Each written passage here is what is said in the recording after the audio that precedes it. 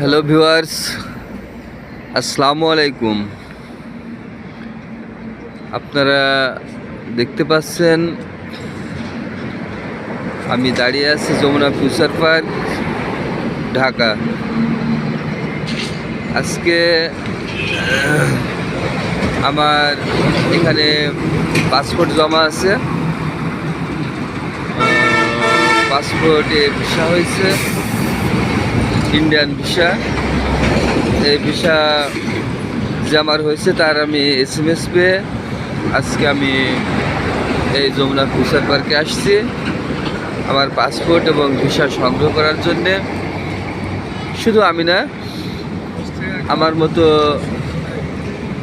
আরও লোকজন এখানে আসছে। এই আপনাদের দেখাচ্ছি, এটা হচ্ছে